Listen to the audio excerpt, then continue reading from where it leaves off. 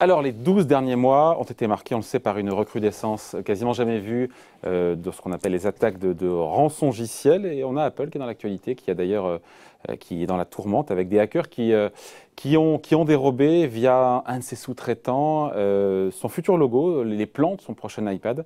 Et donc, des hackers qui exigent 20 millions de dollars de rançon. Bonjour Laurence. Bonjour David. Pas vous qui êtes derrière tout ça, non? Non. Laurence Lafont. Directeur de la rédaction de la lettre d'investissement. Propos utile. 2020, on peut dire vraiment qu'il y a une explosion des cyberattaques. Ouais, c'est incroyable. C'est l'année marquée par la crise sanitaire, mais c'est vraiment l'année marquée aussi par l'explosion de ces attaques. Si on prend les ransomware en France, c'est 255% de croissance. Les rançongiciels, les ransomware. Ouais. Ouais. 255% de croissance. Et encore, tout le monde ne dit pas j'ai été victime, parce qu'il y a un petit côté honteux, j'ai payé, ou alors bon. Et donc c'est une explosion qui touche tout le monde. C'est-à-dire que les particuliers sont touchés, mais évidemment ce qui est le plus rémunérateur pour les hackers, ce sont les entreprises, les institutions, les organisations. Pendant la crise, on a eu énormément d'attaques sur des hôpitaux, sur bloquer la gestion des hôpitaux. Il y a eu 2 événements majeurs l'année dernière. C'est l'agent du médicament qui a été hacké alors qu'ils étaient en train d'étudier les données de Pfizer pour le vaccin. Les hackers se sont baladés pendant plusieurs semaines dans les arcanes de l'agence sans qu'ils s'en rendent compte. Et l'autre attaque, c'est ce qu'on appelle l'affaire SolarWinds aux États-Unis. C'est la plus grosse attaque numérique contre les États-Unis qui a touché plusieurs milliers de points d'entrée, que ce soit des institutions américaines, des entreprises, des grandes entreprises. Ça a été un choc pour les États-Unis de se rendre compte à quel point ils étaient vulnérables. Et ils ne l'ont découvert qu'en décembre, alors que ça avait commencé en mars. Tout ça ne fait pas spécialement les gros titres. Et après, il y a Apple. J'ai parlé du cas d'Apple. C'est là est absolument hallucinant. Et on est encore dedans, là. Hein. Bien sûr, bien sûr. Mais ce qui est marrant, c'est que c'est exactement la stratégie qu'ont les hackers aujourd'hui, c'est de passer par un sous-traitant. Parce que c'est par là qu'il y a une faille. Ouais. Apple, Google, c'est extrêmement dur aujourd'hui de rentrer chez eux. Mais si vous arrivez à passer par un sous-traitant, c'est le point faible.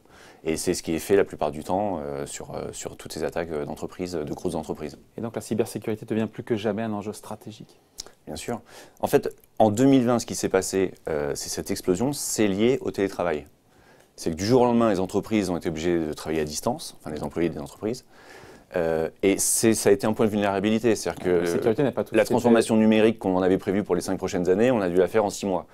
Et donc effectivement, les barrières sont tombées pour faciliter ce travail à distance. Et en baissant les barrières, vous avez laissé rentrer les hackers. Donc ça, c'était un accélérateur des attaques cyber. Mais la tendance de fond, de toute façon, c'est la 5G, c'est le big data, c'est le cloud. Tous ces éléments ouvrent de plus en plus les réseaux et ça renforce le besoin de sécurité.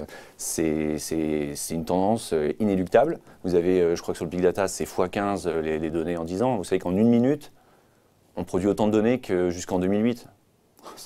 Ça devient... Donc tout ça, il faut le sécuriser parce que c'est la richesse aussi des entreprises. Comment juridiquement sécuriser, comment Alors, techniquement, numériquement? C'est le problème parce qu'aujourd'hui, ce qui se passe, c'est que les hackers sont la plupart du temps chinois et russes, que ce soit des hackers officiels ou non officiels. Pourquoi il n'y a pas un accord global entre tous les pays pour justement... Parce que pour ces pays-là, vous avez le monde réel où dans le monde de la défense, les États-Unis pèsent 5 fois plus que tout le monde en termes d'armement.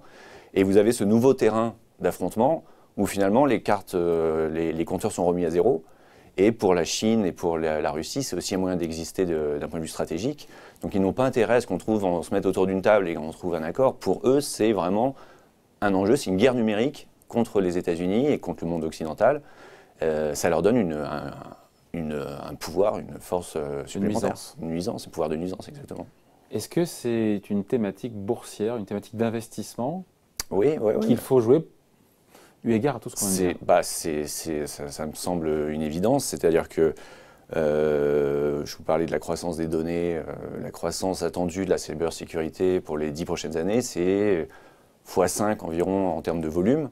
On arrive sur un marché qui pèsera 500 milliards d'ici 10 ans, alors qu'aujourd'hui, on est encore sur des entreprises qui sont très morcelées. On ne peut pas dire aujourd'hui, il y a un Google de la cybersécurité ou un Amazon. Il n'y a pas de champion encore de ce côté-là. C'est très ouvert. C'est très morcelé. Il y a, on veut dire, une quarantaine d'entreprises qui existent vraiment sur le marché de la cybersécurité. Et qui sont quoi? Qui sont Alors, ça sera aux États-Unis, hein. Comme toujours, ça ne sera pas chez nous.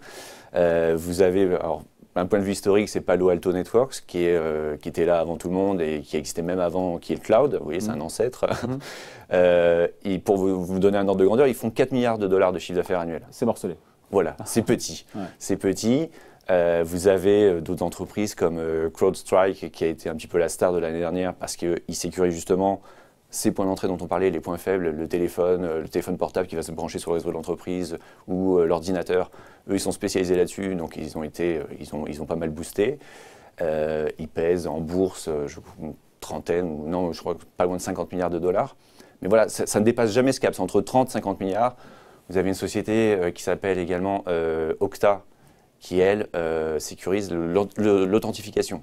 C'est-à-dire la gestion aux accès, qui est un truc quand même assez stratégique. Pareil, on est dans les 30-40 milliards de dollars. Alors ça se paye cher. Ça se paye cher aujourd'hui. Ça se paye 20, le moins cher 10, le plus cher, on va dire 30 fois le chiffre d'affaires actuel. Mais vous avez des taux de croissance qui sont absolument incroyables. C'est-à-dire que sur les 3 prochaines années, le chiffre d'affaires des entreprises que je viens de citer, par exemple Okta et CrowdStrike, c'est x4. Donc effectivement, c'est extrêmement dur de trouver un point d'entrée sur ce genre d'entreprise. Il n'y a pas des IPO, il n'y a pas d'introduction en bourse pour justement... Alors si, justement, à Londres, dernièrement, on avait parlé de l'introduction calamiteuse de Deliveroo. Alors là, on est sur quelque chose de beaucoup plus intéressant, c'est Darktrace. Donc eux, ils sont spécialisés dans l'intelligence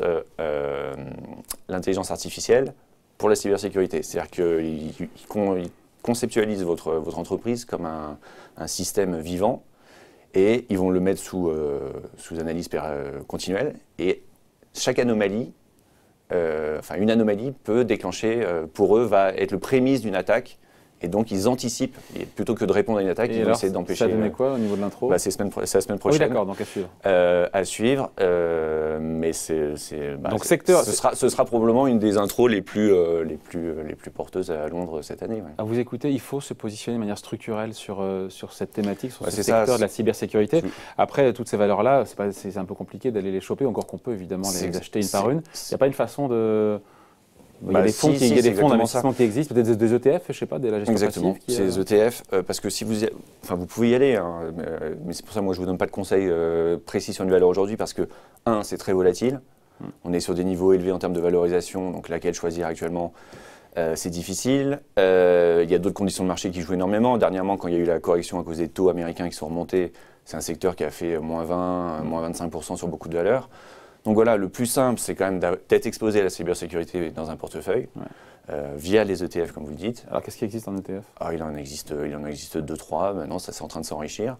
Dans lequel il y a un panier, en fait, un panier de valeurs vous allez avoir les entreprises dont on vient de parler, mais ça lisse, et ça vous permet aussi, donc c'est un machin à jouer à 305 ans, quoi. Voilà, exactement, ça se travaille dans la durée, c'est pas j'achète et puis je regarde pas. Il faut en avoir dans le portefeuille, et si le marché recule, avec un ETF, au moins vous avez une ligne à renforcer et vous accumulez un petit peu votre position là-dessus et vous êtes exposé sur un secteur qui est en très forte croissance. Pour vous, ça sera un pari gagnant sur les prochaines années? C'est un secteur stratégique. Mais qui est cher, qui est chèrement valorisé. Ouais, mais vous savez, ce qui est cher, parfois il vaut mieux acheter quelque chose de cher mais qui a du potentiel que quelque chose de pas cher et qui se morfond. Voilà, la cybersécurité, c'est un axe majeur des prochaines années. Donc ça doit effectivement figurer dans un portefeuille. C'est le pari de Laurens Lafont, rédacteur en chef de la lettre d'investissement. Propos utiles. Merci Laurens. Merci David. Salut.